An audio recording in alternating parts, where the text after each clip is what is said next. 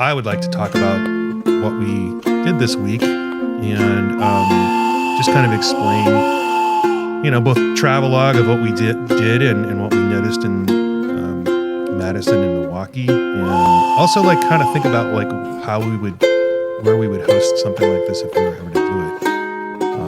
Because I think it was unique and fun. And of course, I'm talking about our trip to Madison through the Brewers Association, which is our guild's gathering. Yes, and summit.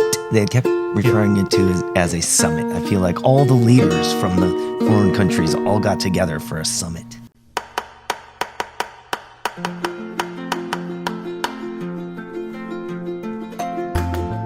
Arizona is a wildly beautiful place, brimming with over 100 brewing companies.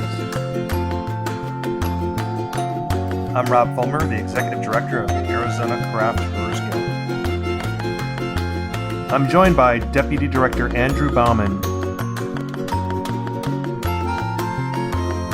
Together we cover the state, bringing you the best of what's happening at our breweries and beyond. Welcome to Arizona Beer Frontier.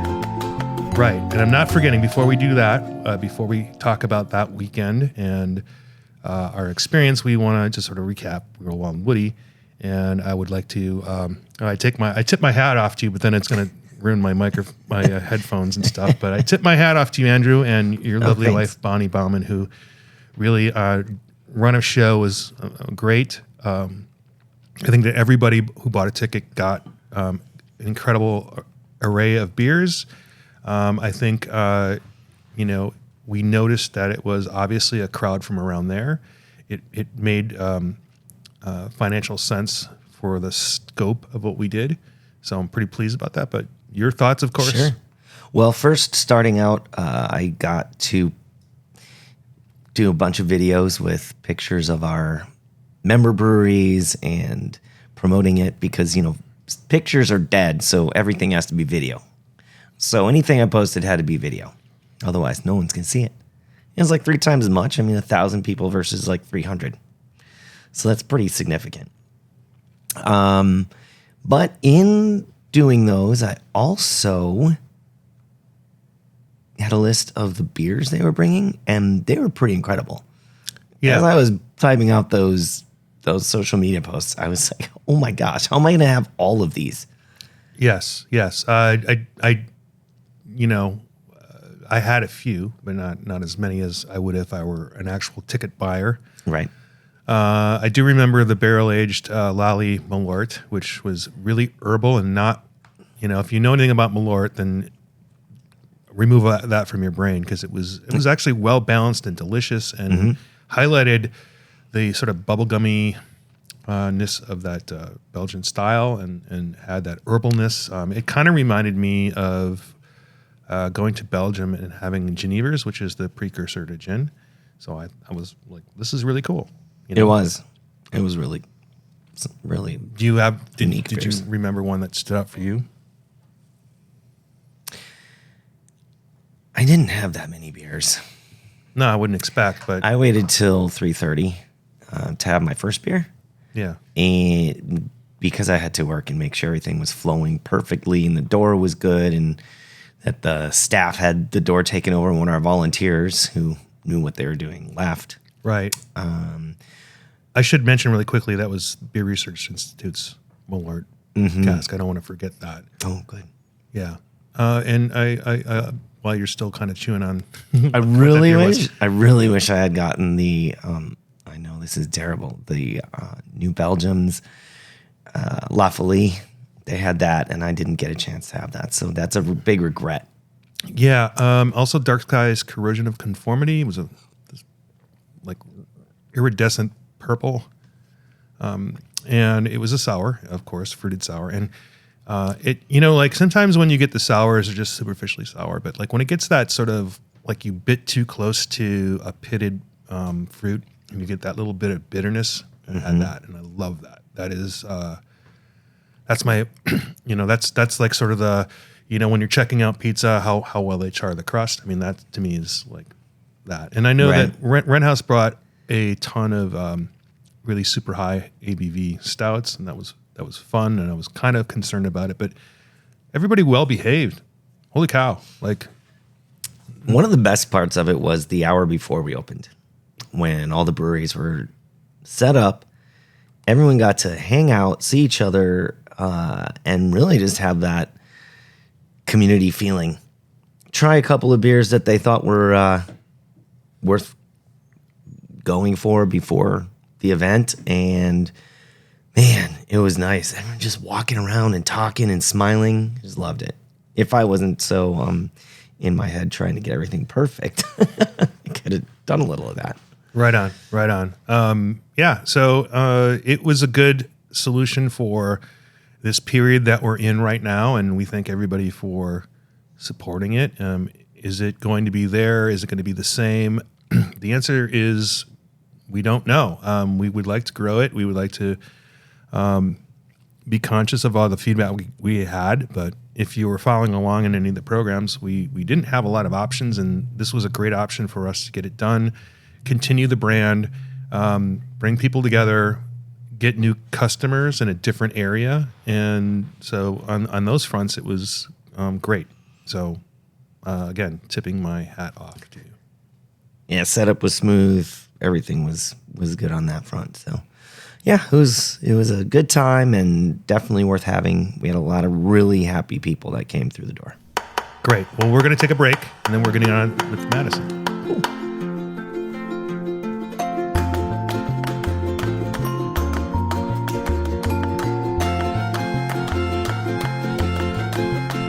Sunday was Real Wild and Woody.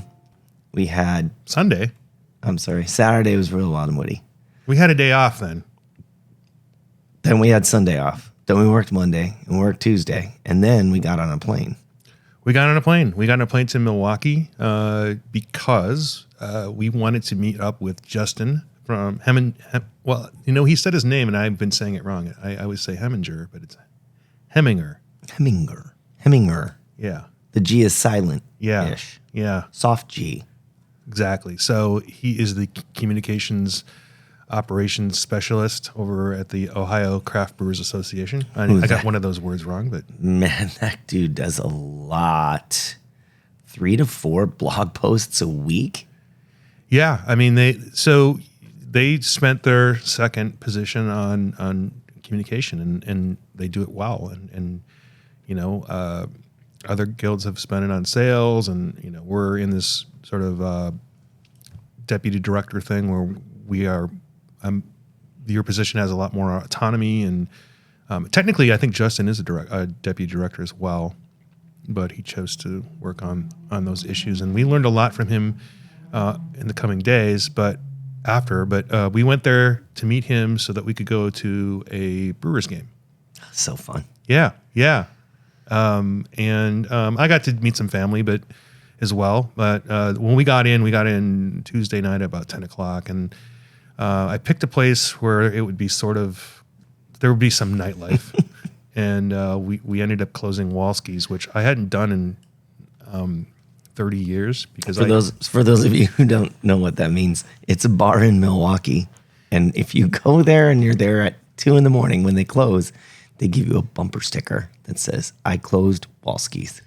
Yeah, it's great, and it's in a interesting neighborhood. It's got a mix of bars and houses, and it's been like I said, 30 years since I've done it, and everywhere we went, there were more what I think Arizonans would classify as divey bars. Mm-hmm. We went to a lot more of those kinds of bars in Wisconsin, but they're neighborhood bars to me. They're not divey.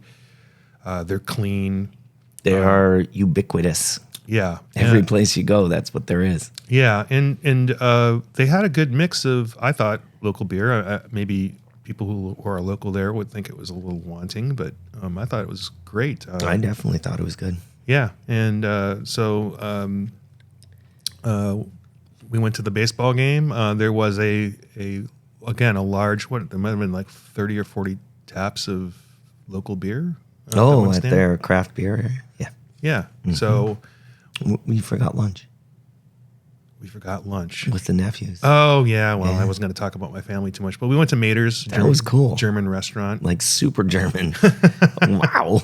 Yeah. Yeah. We went to Mater's, which, may not be the best choice for when you're bringing teenagers, and things start around $17 up, but they were a little confused as to what was happening on the menu. That's true. it's okay. My brother's like, I never went to Mater's and I live here. Yeah, I used to live there and I never went, but I was a child, so. Yeah, very reminiscent of being a lot of places in Munich. Hand-carved stuff, the rafters, stuff on the wall, paintings, murals, kind of a theme. We went to a couple other places like that in Madison, but lunch, baseball game. Zoom out of town. Yeah. 90 minutes to Madison. I used to live there, and I would say it's the same distance as a Maxell 90-minute cassette mixtape. So we didn't have that, but we had a Madison mix. We had the playlist that Rob generously took his time to put together for us of famous Madison connected music. Yeah, there's only a couple that are like quote unquote famous, and even the most famous, in my opinion, most people don't know. And we'll have to put a little sample in here, but it's Clyde Stubblefield from the James Brown Band, is was a resident of Madison for many years. But yeah, we'll put the playlist on the pod, and like some of the bands you might recognize, but most of them you probably won't. And you just have to look up their names and why they're famous. I mean, there's a piano player on there who's a jazz piano player, but he played the opening lick to Steve Miller's The Joker, and wrote that and played at the Nitty Gritty that we went to later in Madison. And you just would never know that, but. And this next gentleman, well, we've been friends since we were in college. That's a long time ago. We've been playing music, making records, and goofing around since then. He co-wrote Space Cowboy with me. He's got his own record company. It's called Go Jazz. He's got his own national radio show on National Public Radio. You see him on VH1 with his new music videos. The one and only Ben Sidran. Dr. Ben Sidran on keyboards.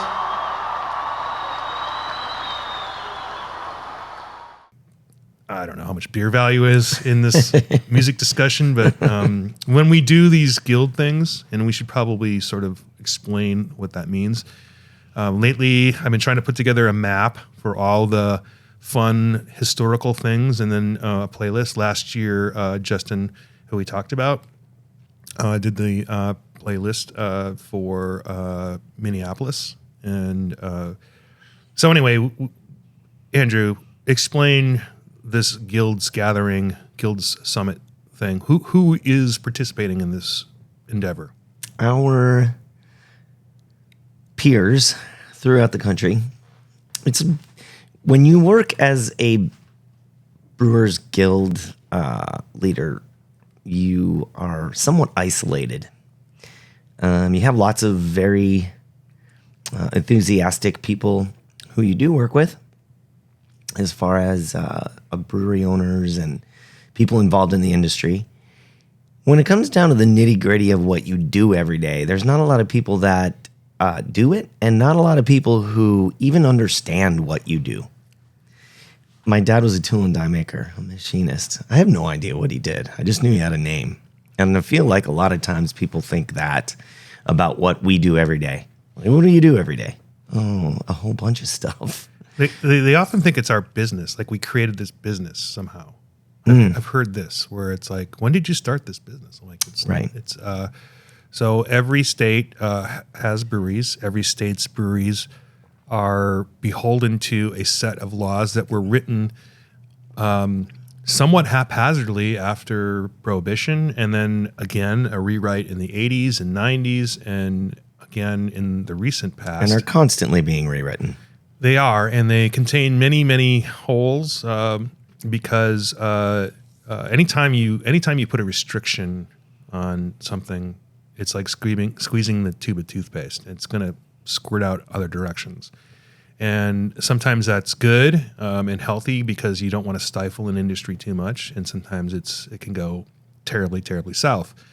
And each of those breweries in those states would like someone to help figure that out, pilot the best course forward, anticipate what changes might happen, work with government agencies, work with liquor department, work with your industry trade peers and other related industries like liquor and wine and distributors and retailers and restaurants, and sort of, advocate. Well, not sort of, advocate for your breweries. And that's what Andrew and I do. And we report to a board of directors, and the organization is the Arizona Craft Brewers Guild.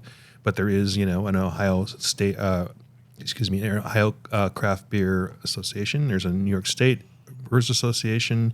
I'm not getting the actual names correct, but Washington, Oregon, Alaska, Utah was there, North Dakota. Yeah. So this is our opportunity to get together and have a 2-day slate of programs, and also the informal bonding and chatting and sharing ideas, because there's no idea that we would hold secret, because if they took it and were 10 times as successful as we were, it would not negatively affect what we do. And I think the more opportunities that we get, the more enhanced our work will be in our own states.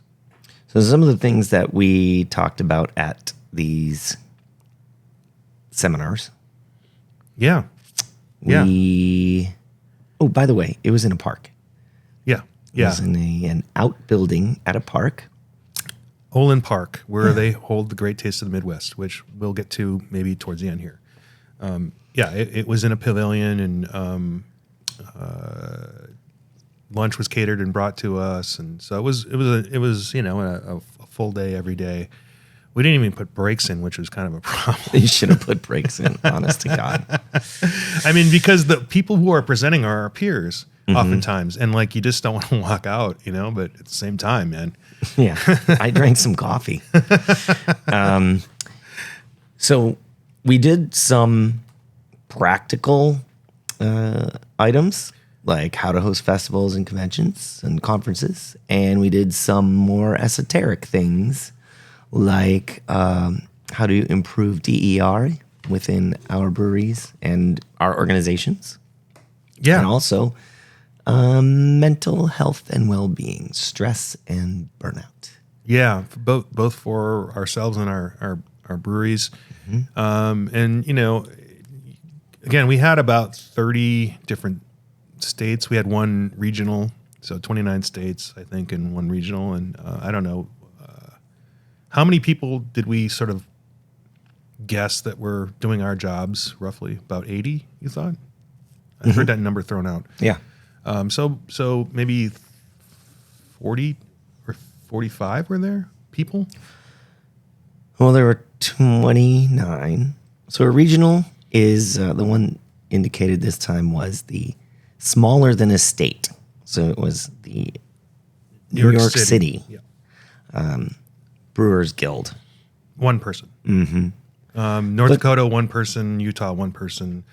New York State, 5 people? 5. Ohio, 5 minus 1. Yeah. No, I mean actually there. Oh, gotcha. Yeah. So there was just one of the 2 from Ohio. But I only have 2.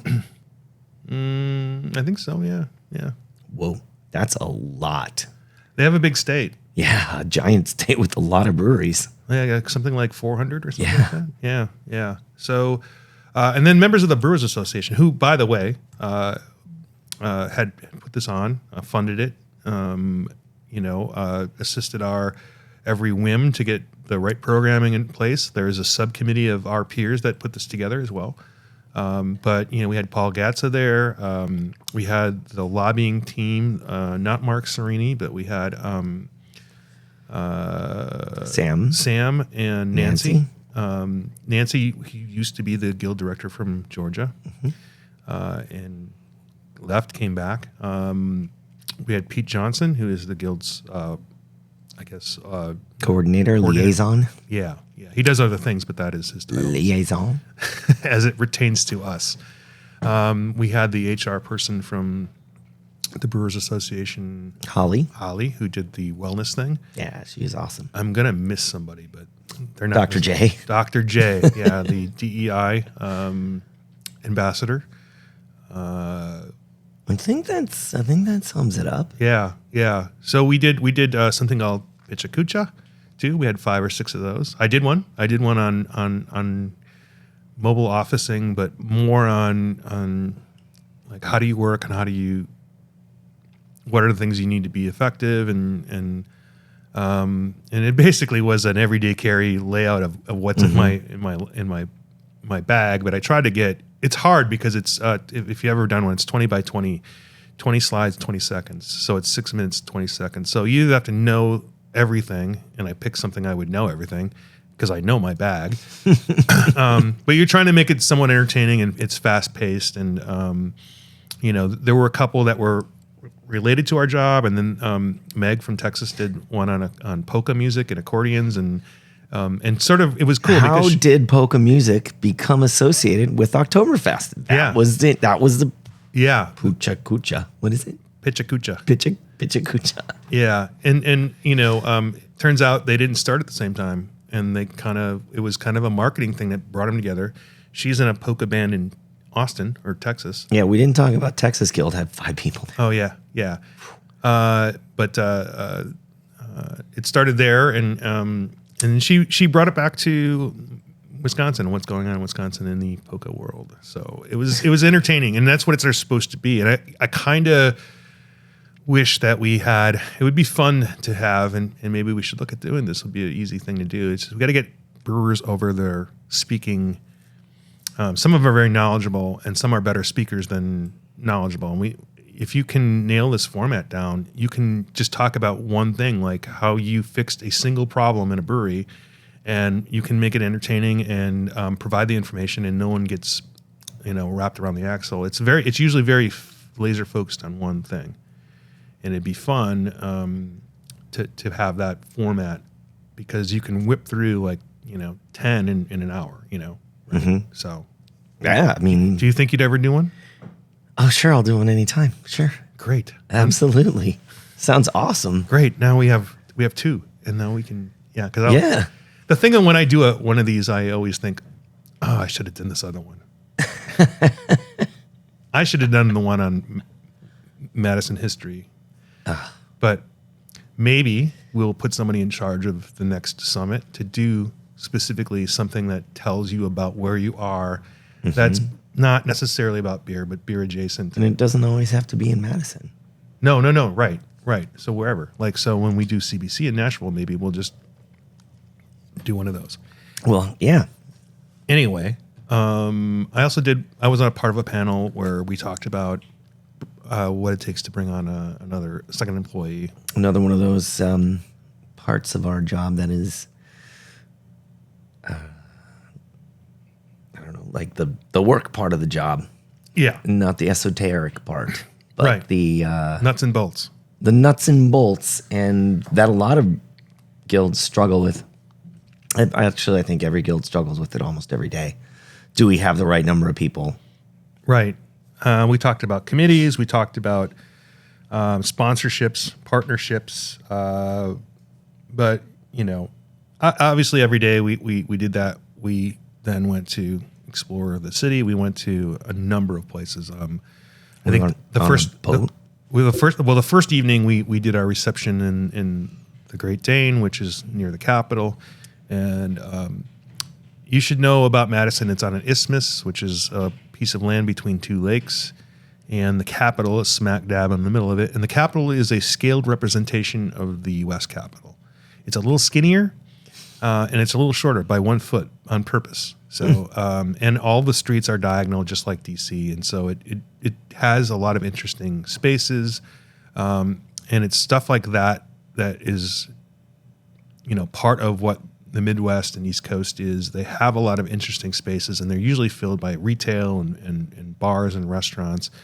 And for, here in Phoenix, we wiped all that stuff out. Mm-hmm. We leveled it so we could build the super blocks of the 70s with, walled gardens of entertainment and plazas and that doesn't work as well, I don't think. How many times have we redone the Arizona Center and stuff like that? Yeah. Think about that. It's but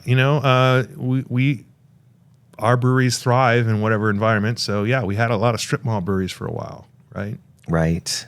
But they make good beer too. Yeah, I mean, the building doesn't necessarily tell you how the beer is going to be. No, but the other thing is when you have a very vibrant downtown, which was Madison. Oh my gosh, like how huge is that downtown? It felt enormous. It's not. It just felt like it went on forever. We saw 4 things, but it was blocks and blocks. Yeah, and it extends into the university, which is one of the largest universities in the country. They even have that open space for parties on the university campus. Is that right? Are you talking about the Memorial Union? Yeah. Yeah, well, we did go to the Memorial Union, and if you can imagine, it's this terrace that faces, I'm going to get the lake wrong, even though I lived there, Lake Mendota? Yeah, Lake Mendota. And there's a band shell, and there's probably 300 or 400 seats out there, and it's casual, seat yourself. Behind you is the Memorial Union, which you're supposed to be a member, but a lot of people aren't. And you can get food, and there's beer, probably 30 or 40 taps. There's the Rathskeller, which is nearby, which also has 30 or 40 taps adjacent to this. And it's just they had a band playing. We went there for one evening for a little bit. But there's also the Schiffskeller, which is the larger German style beer hall. I don't think I have any photos of it, but I can pull them up on the internet. And by the way, if you're listening to the pod, we have a YouTube channel, so like occasionally we'll sprinkle in some photos and Easter eggs and all kinds of fun things. But they have probably 70 taps in that place. It's just enormous, and in the past, they wasn't the season because the students are out for the inside place to be equipped with all those taps. But, when I was going there, it was all mainstream beers. They had some Capitol Brewery, which is a Madison brewery back then, and they would have some German style beers because, it is it's so German, it isn't funny. That's my German joke. Nice. Yeah, this is what you have when you have a smaller town with a large university. It's not unlike Flagstaff. Or Lubbock. I'm sure. Never been to Lubbock. Or parts of Tucson, right? There's no lake, though. Yeah, well, that's the thing. The physical boundaries sort of squeeze out like a little bit of creativity, in my opinion. Right. Having distinct areas, knowing when you're in a certain part of town, which, that happens in parts of Arizona, happens in parts of Phoenix, but, Mesa, Tempe, Gilbert, Chandler doesn't happen so much. Not so much, yeah. Just the change of the color of the signs, the street signs. About all. That's how you know. That's how you know. Someone put their logo on that sign. So all those things are, influential, honestly, into any food and beverage establishment. Like I've remarked that I know some of the buildings that people have tried to put breweries in, and literally a single parking spot can kill the whole deal. They're going to tell you don't have enough parking spots for what you want to do. Mm-hmm. You don't have enough room to throw a bathroom in for what you want to do. Now, in some of these older places, they give you a pass, but we knocked down all those older places. Right. So, yeah, I went off on a tangent. Do you want to take a real quick break and gather our thoughts on what else we want to talk about? Well, sure. I just did it. It's a break. Great. Okay, break.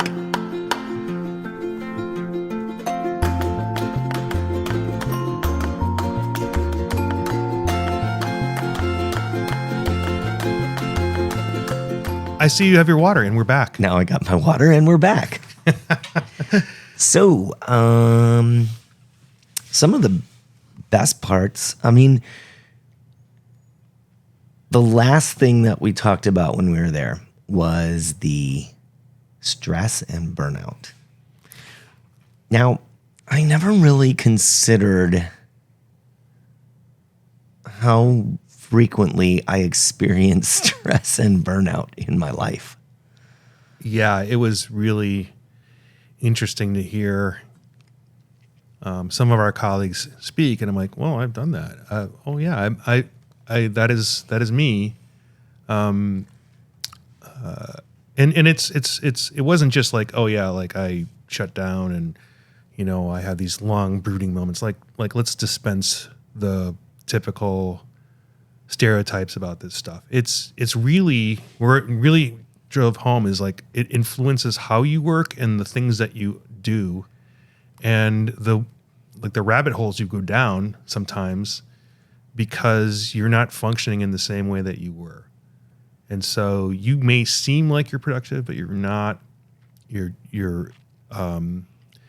You're not doing what the most effective thing you can do is sometimes.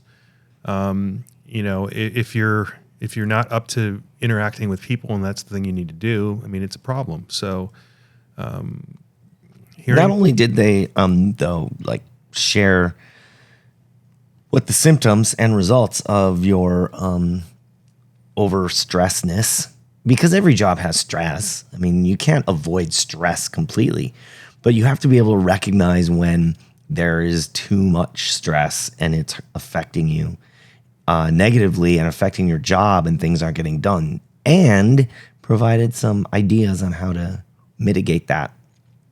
Yeah, yes, for sure. And again, hearing from my colleagues gives me strength and looking within myself to understand how I can better do that.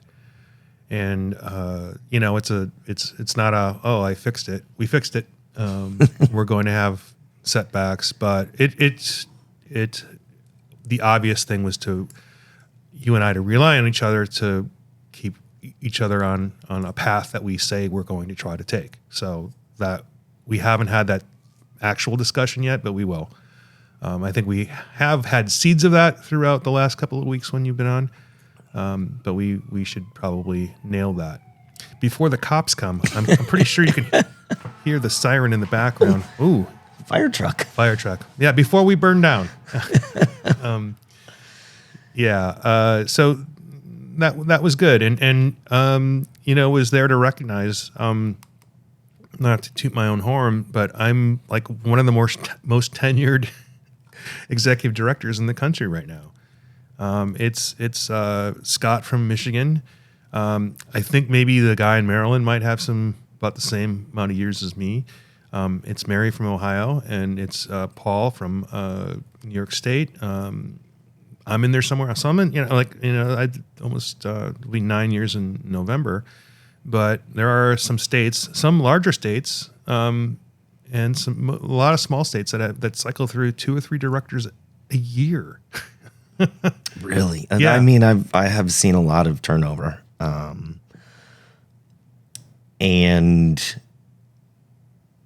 I don't know if it's necessarily due to stress or is it a nonprofit thing? I've never worked in a nonprofit before, so is it a thing that happens more often? Yeah, well, that's something that we hope to get some more information. I think I've pushed for the Brewers Association to do some exit interviews and do comparative stats.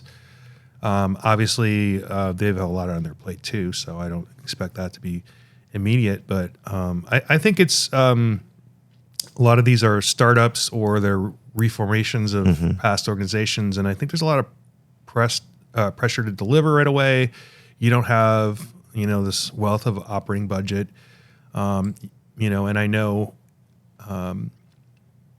the general public somewhat likes to believe that the last 2 years that we've fully recovered, but I tell people if our breweries are recovered, we're 6 to 8 months behind them, and I don't think they totally are. No. We've noticed that they're harder to get a hold of. They've got things going on, and everyone's dealing with staffing issues. Everyone. We're all on eggshells as to how much we should push for engagement, because we don't want to turn anyone away, but we also don't want to turn anyone off, right? We don't want to overpromise and underdeliver, and we don't want to badger anybody.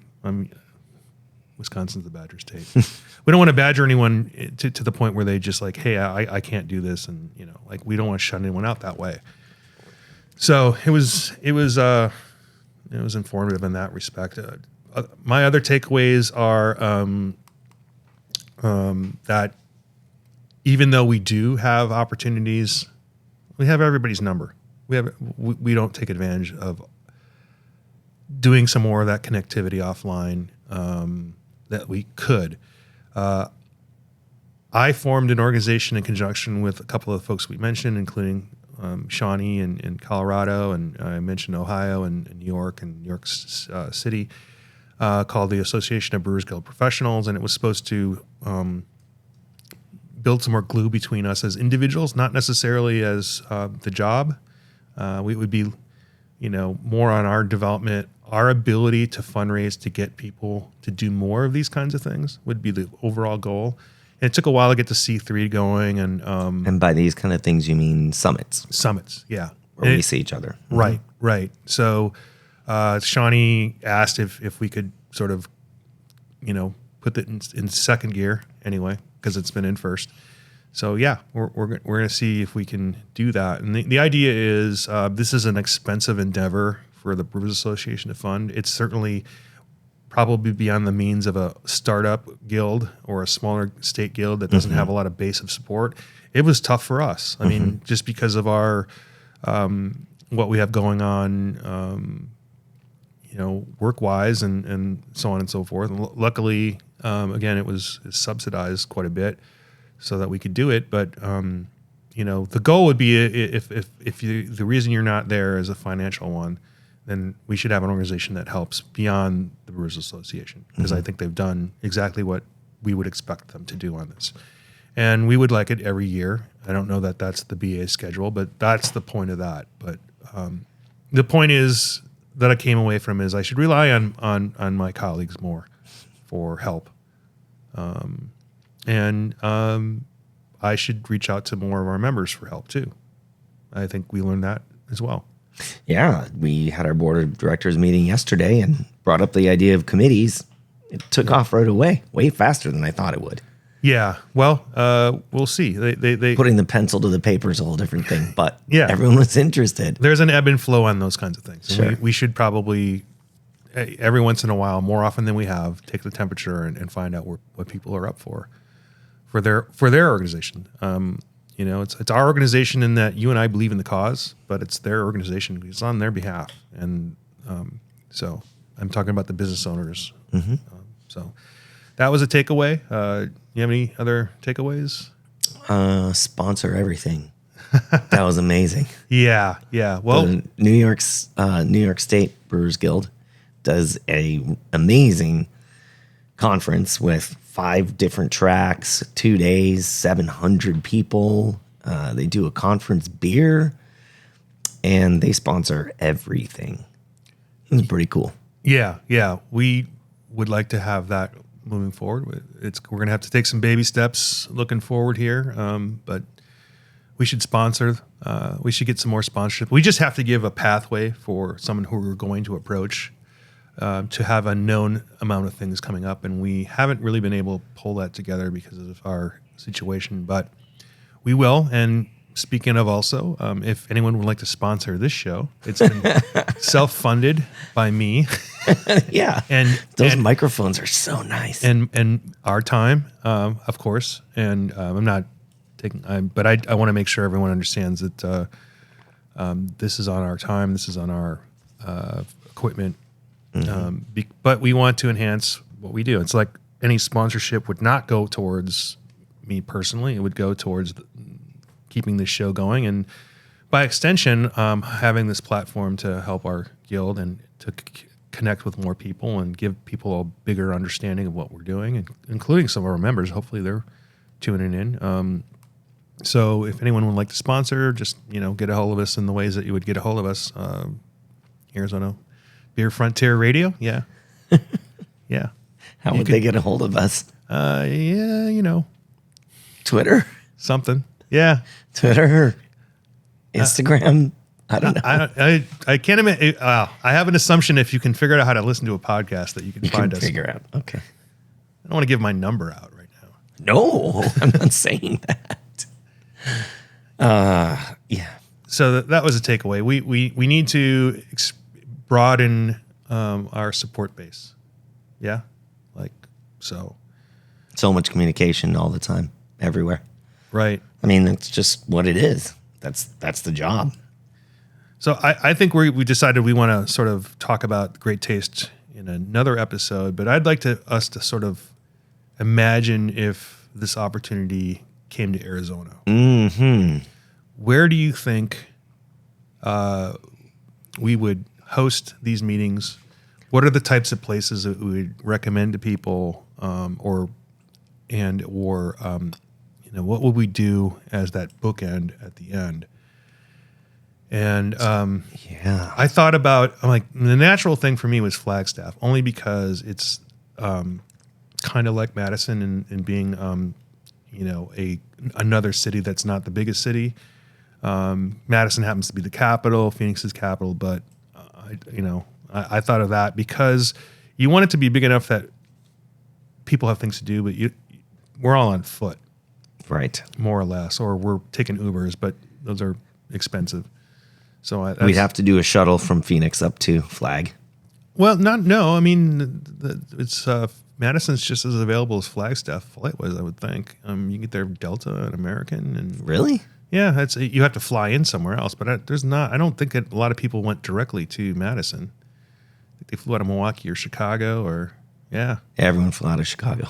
yeah. So that's not the issue. But then I thought, you could do it Tempe Mesa. I mean, right?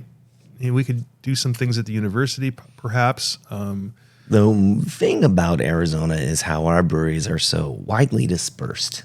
Yeah. Everyone is a neighborhood joint. Yeah. I mean, downtown Mesa, downtown Chandler, they have bunches of breweries, and bunches meaning like 4. Yeah.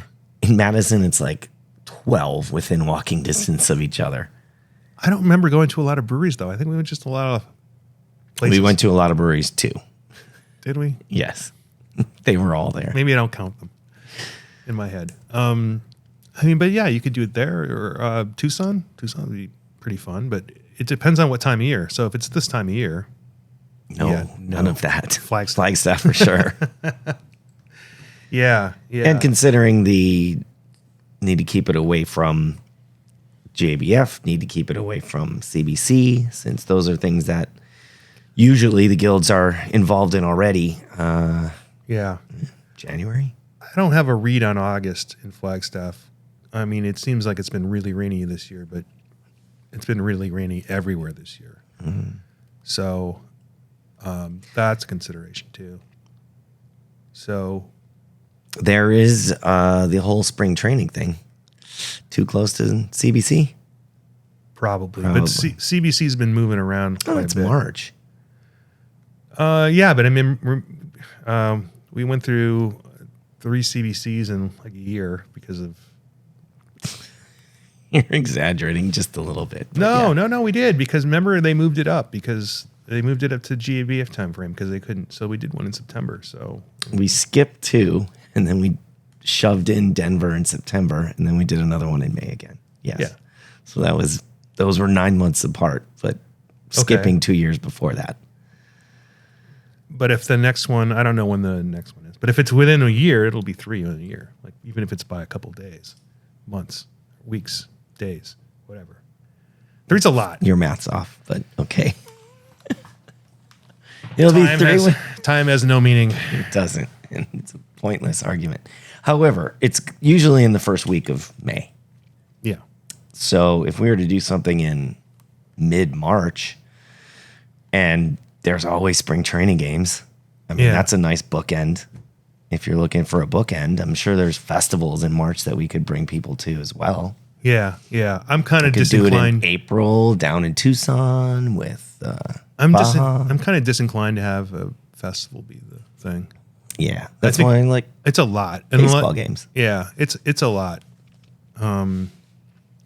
Because there is daily enjoyment of beverages and then have that festival.